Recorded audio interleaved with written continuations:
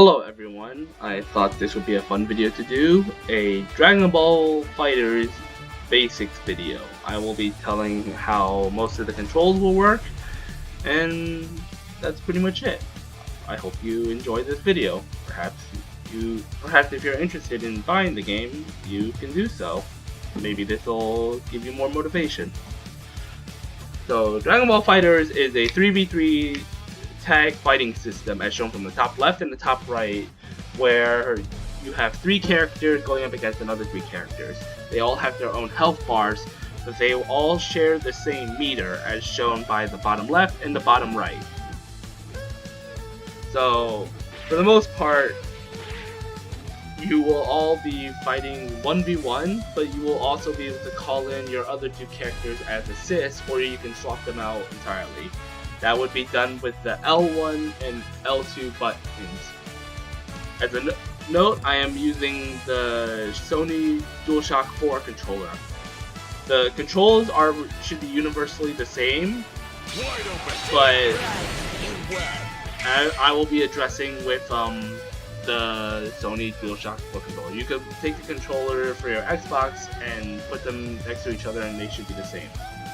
So as I was saying before, L1 will be calling for one of your assists, and you could also be using the same buttons to switch out your characters. You could hold the L1 or L2 button to switch, or you can do a forward and then press one of the assist buttons, and then you'll be doing a quick assist swap.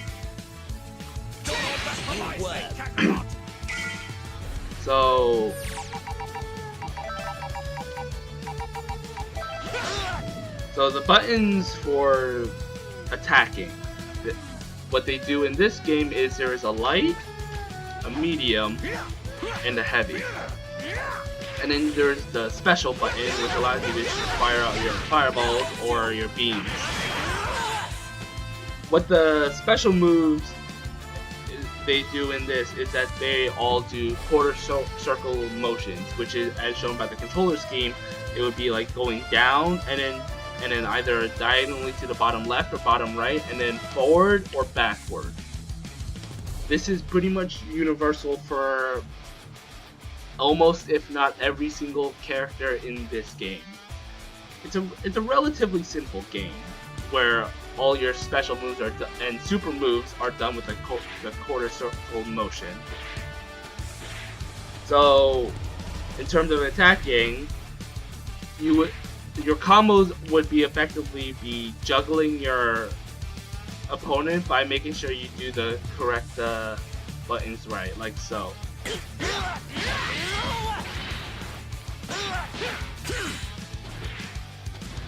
One thing that Dragon Ball FighterZ did is they introduced the auto combo, which basically mashing the light button or the medium button, and you would be able to get off your own combo, like so.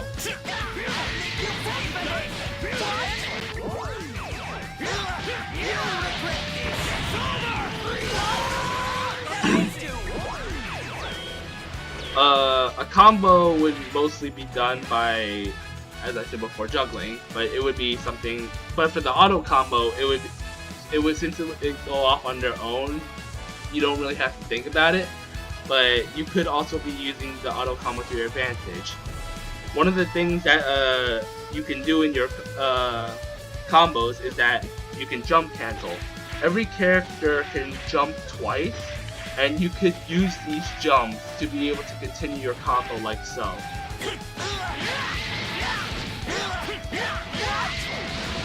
Can't you do any better? That won't do. So the R1 button is the throw of this game. It is called the Dragon Ball. And then your R2 of the button is your Super Dash. This basically allows you to close the gap in the distance across the screen. Also, if you were to press the forward or backward button twice on the analog stick or the D-pad, you would be able to dash forward or backwards. So special moves, as I said, have been done with the quarter circle motion. There is the light, medium, heavy variants for the forward and the backward for most characters, and then there's also the quarter circle motion for the special button. For Goku, the quarter circle forward special motion would be the Kamehameha. For his other special moves, it would be something like this. The light, medium, and heavy variants also show different effects. The heavy version will always consume 1 RF meter.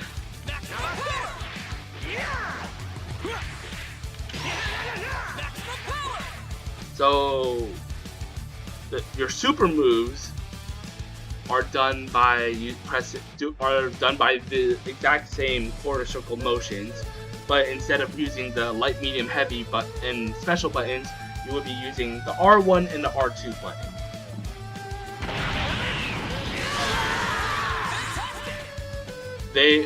Most characters.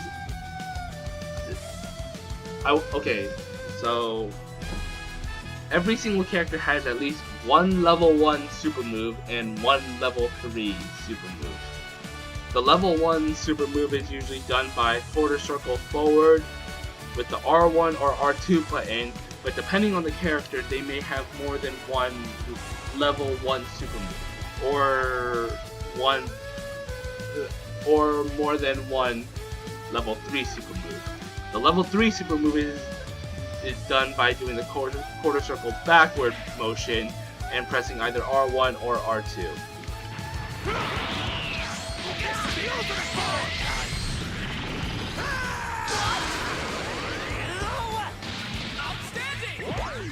So one thing the Dragon Ball FighterZ has is the Vanish, which by pressing the medium and the heavy button at the same time, you will be able to appear behind your enemy and attack them.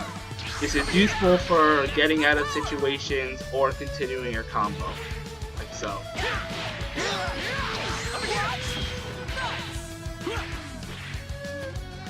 So one thing that Dragon Ball FighterZ has, similar to a game like say Marvel vs. Capcom 3, is that they have the Sparking Blast, which is shown by the lightning bolt next to the top right and top left health bars. This increases everyone's strength and gives them a bit of health regeneration. Like if you were to compare the combo damage, it would be for something like this. It would be like this. So the combo damage came out to 36,227. But if you're to do the Sparking Blast,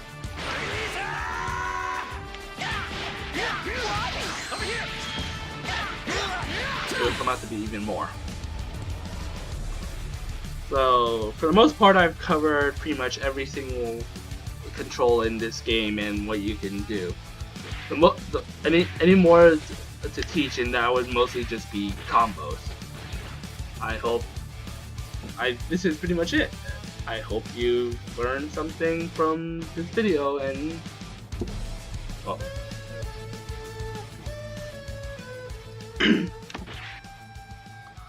so this is pretty much the end of all the basics. As a quick refresher, the light, the medium, the heavy, the special. The light is done on the square, the heavy is done on the circle, the medium is done on the triangle, and the special is done on the X. Your L1 and L2 are usually your assists. The R1 is the super is the Dragon Rush, and the R2 is the Super Dash. Quarter circle motions are how you get your specials and your supers. So I suppose to end this off, I will be doing a few combos just for flair. For the most part, this is the end, and I hope you enjoyed this video.